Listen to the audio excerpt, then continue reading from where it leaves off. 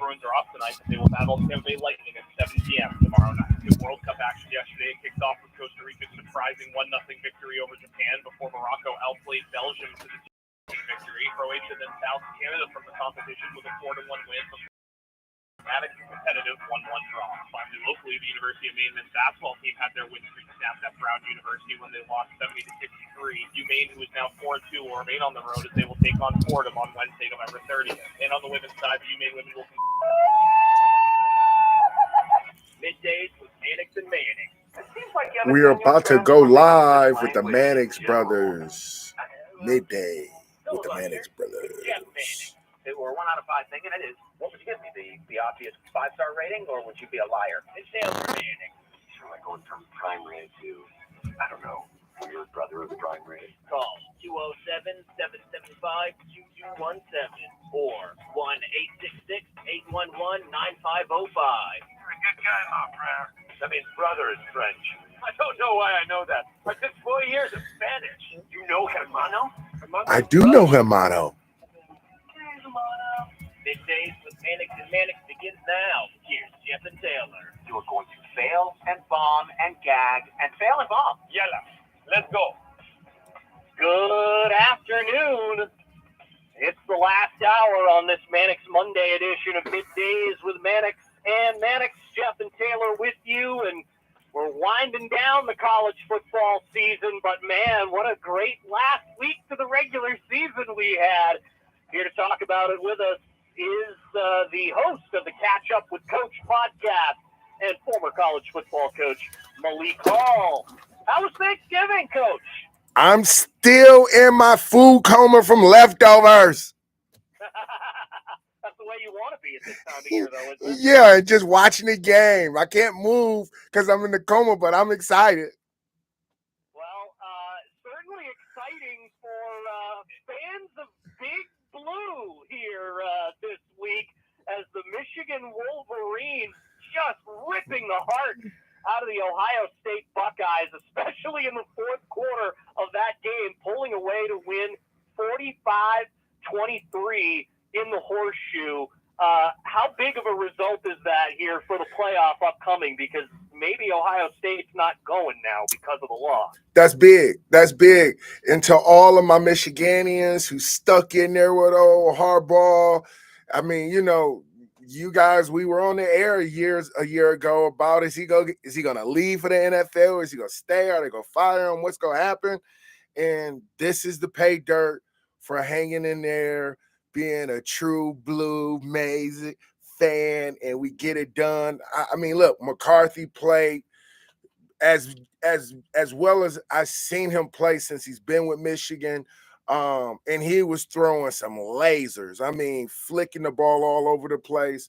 And when Blake Orm did not play, I mean, ultimately I was watching him in warm-ups. He wasn't really doing much.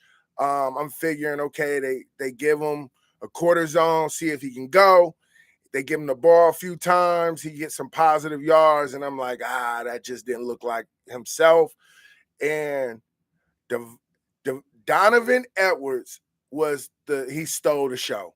I mean, this kid went for 22 yards, 216 yards, 2 touchdowns, and it was reminiscent of why Coach Harbaugh is still the head football coach, because at the core, he wants to beat you up with the run game, lean on you, and have his quarterback make about 12 throws a game. And I tell you what, J.J. McCarthy did that, and that defense played lights out, considering Stroud, for whatever it's worth, could have been a Heisman finalist or a candidate, barring that he could have beat Michigan, and being that did not happen. Kudos to the Michigan staff and everyone in between.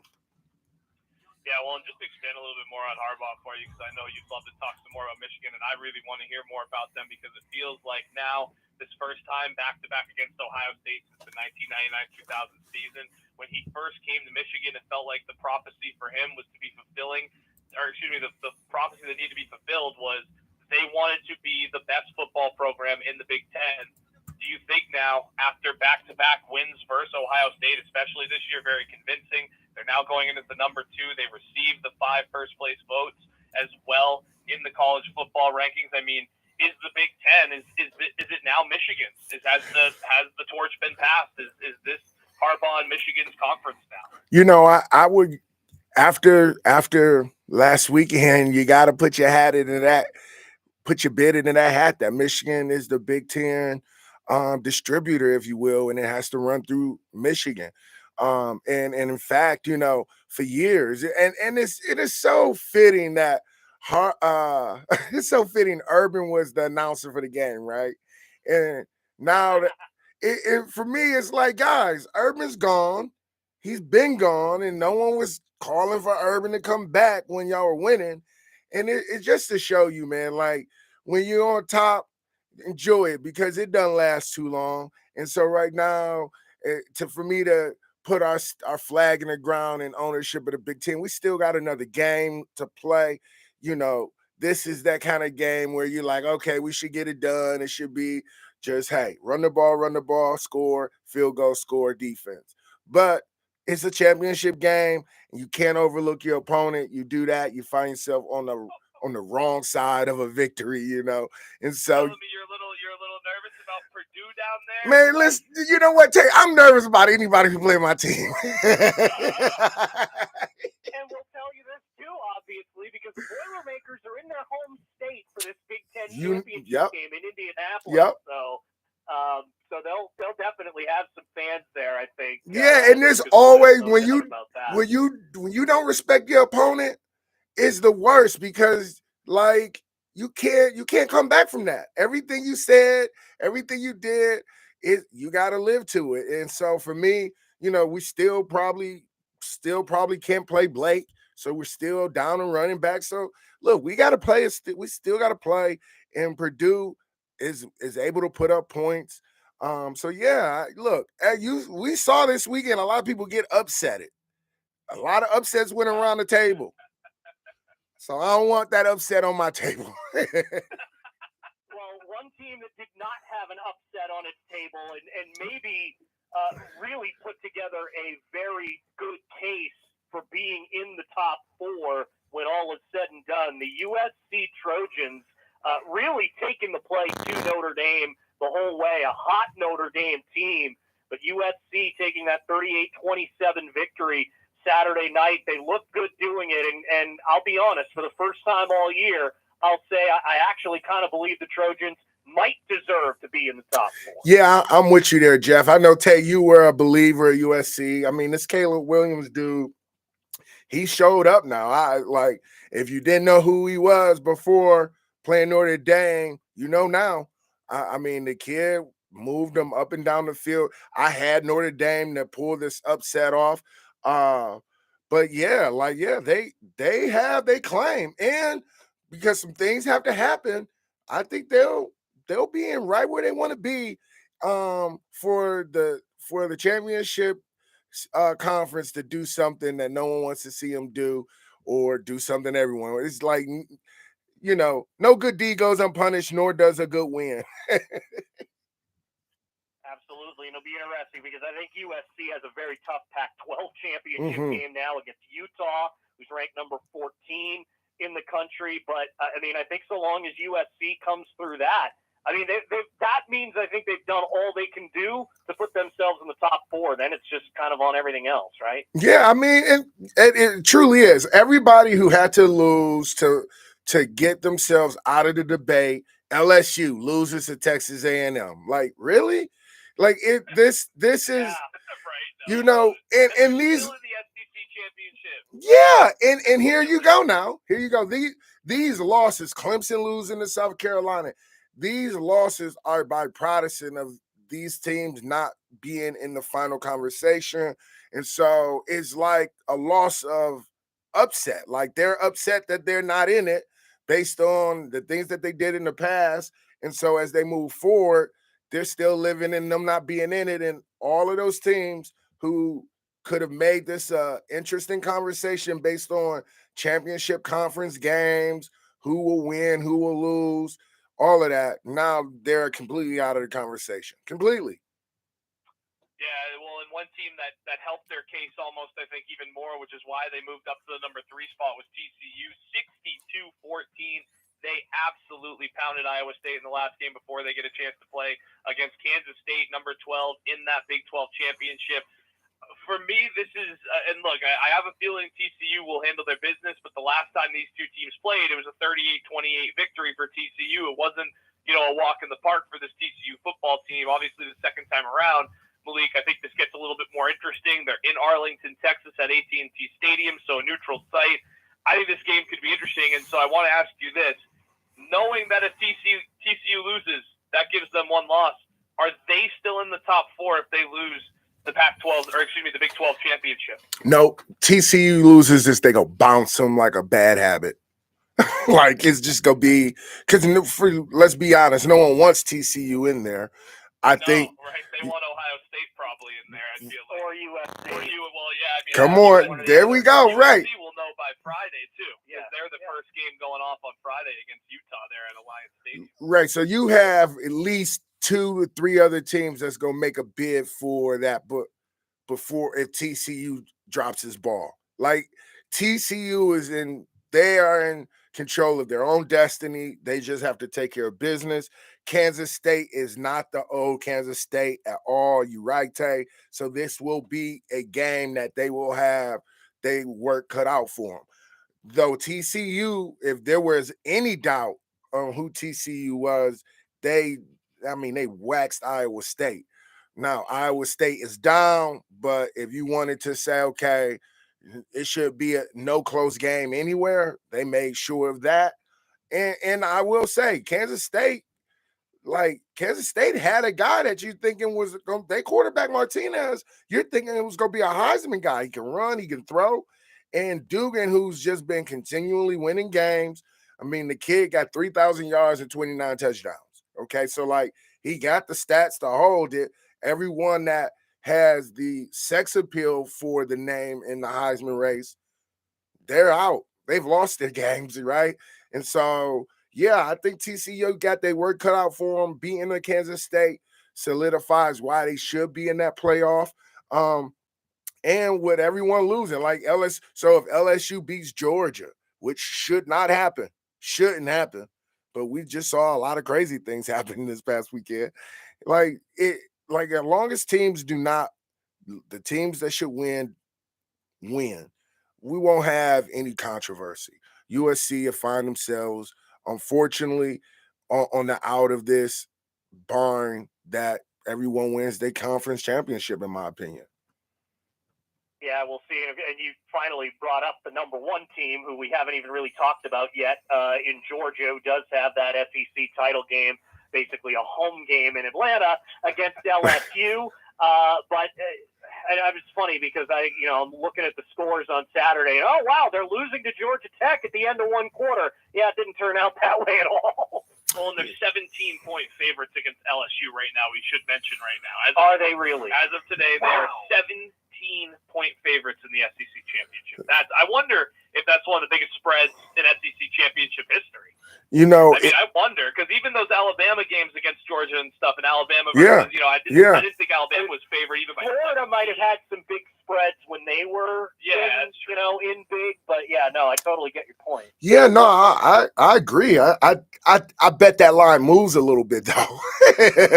Right. I don't think it'll stay. Yeah. No, it's not gonna stay there. If LSU didn't lose, I'm gonna tell you that line would have jumped out probably at 6.5, maybe 7. But they lost, and though as the week goes, I think the line will drop. But you said it is in Atlanta. This is a home game for them Bulldogs, and Kirby Smart didn't just get to the SEC championship game to be applauded. So I think he's gonna make a statement on LSU, and for whatever it's worth, Chip Kelly left Notre Dame, right? Or excuse me, not Chip Kelly. Brian Kelly left Notre Dame. Yeah. Brian Kelly left Notre Dame for these kind of games, and he did bite Bama, but can he bite Georgia and put themselves in that top tier of coaches like Urban Meyer and Coach Saban? So it'll be a game to watch. But you're right. Like, what happens? Like, is Ohio State in or is USC in? Like, because to your point, I think that's the only team that we got to figure out who's really going in on that 4th spot, barring that everyone wins. Yeah, no, I'm with you 100%. And then I kind of want to talk a little bit about the Heisman race that you mentioned as well, Malik, because C.J. Stroud of Ohio State was really the front runner heading into this week. But you mentioned it, that loss puts him down, and I have to wonder because the number 2 coming into this week was Blake Corum and Caleb Williams, both having exceptional games. Caleb Williams had the much more higher by DraftKings Sportbook with a chance to get it, but both Caleb and Blake making massive statements. I think Max Duggan did too for TCU in that big win. It almost feels like C.J. Stroud might be on the outside looking into these 3 players who all had really big wins this weekend. Yeah, I agree. The kid that, and not to bring up a kid that's not the North Carolina kid, who I think has some very impressive numbers. And I was going to ask you about him and Stetson Bennett because they're both on the list low, but do you think Drake May and Stetson Bennett deserve some looks at the Heisman? The numbers I definitely would suggest yes. I mean, the May kid got 35 touchdowns. I think he set a record at North Carolina. And so, look, that's where winning matters. When you're talking about the apex of competition, and we'll see that same thing play out in the NFL for the MVP. Like the winning matters. Winning, taking your ball club to the dance matters. Because if you're not there, is your ball club the same? And that's a yes to TCU's quarterback because no one knew who he was until he presented TCU as a formidable opponent, right? Same to be said for Blake Corum. I mean, this kid's averaging 150 yards a game. I mean, the last Michigan running back, I think, to produce something like that was Tyrone Wheatley, who was a Heisman finalist, who did not win because he lost to Eddie George that year. But that's not my point because Eddie George did beat Michigan. Michigan beat them. So if Michigan won this year. So if I had to give the slight edge to a Michigan team that is a blue blood program, I'm giving it to Blake Corum. Everyone else, I think right now, just doesn't have the pedigree in their program, nor really the top-notch wins that they need. Yeah, of course, with conference championship weekend coming up, I mean, looking at all these games, I think Georgia LSU and Michigan Purdue might not be that good, but I think everything else has the potential to be pretty good. Which of these conference championship games do you think is going to end up maybe the most compelling and maybe will serve up a surprise in the end? If there's gonna be a surprise, it's gonna be in that Big 12 and the Pac-12. Those are the surprises to look out for because Utah is a formidable, like they are not playing around. The game the first time around was a tight one. And they were coming off of just beating I think they just had beat Oregon, if I'm not mistaken. But needless to say, that game is a game to watch. It's gonna be decided on Friday. And so and it's going to be decided because if USC loses, everyone's going to say we need Ohio State. And if we get Ohio State, how lovely would it be to see a Big Ten championship? What? That would be crazy. And so the Big 12, obviously TCU loses. That locks in at least USC, but now it brings the conversation in USC or Ohio again. So, and LSU, look, everyone's going to watch the SEC just to see. Who would have thought LSU was going to be Alabama? And so, if LSU can pull this off, this will be as dramatic of an ending for the playoff series before we expand as we will get. But I will mention the FCS playoffs has been a good thing to watch. And for all of my New Englanders out there, we got an old-fashioned Holy Cross UNH battle, with Holy Cross being number 6 in the country. So and UNH handled Fordham, which I was completely shocked about. And so that will be one to watch for our New England region. Yeah, no doubt. Should be real interesting, and the FCS playoffs are always fun. I kind of wish that the FBS would go to a very similar format. I know we're not going to get there, but we'll get closer at least, and that's all right. Malik Hall, thanks so much for joining us. We always appreciate your time. As always, boys, keep it local. You know we will. That is the host of the Catch Up with Coach podcast and a former college football coach, Malik Hall, joining us to talk college football. We'll be right back here on Middays with Mannix and Mannix. All right, so that was the Mannix brothers. Catch Up with Coach. Yeah. Michigan. We did that. Did that. Not only did we do that, we're not looking back, boys. Full steam ahead. Look, I spoke to it a little bit on here, not a lot. Look, these championship games, if everyone does their job, it shouldn't be no problems. Should be nothing to talk about. Your team should be in and your team should be out. And if you know who your team is on the outs, don't be looking for no mistakes. Do not be looking for no mistakes. Georgia ain't gonna make them. Georgia is not making no mistake for some mysterious team with one loss or two losses to be compared to Georgia. That's not gonna happen. LSU needs to try to make it happen, but it's not. Maybe I'm the ultimate jinx. Maybe. All right, and then the game to really watch again, just to recap it, Kansas State TCU. That is going to be something to watch.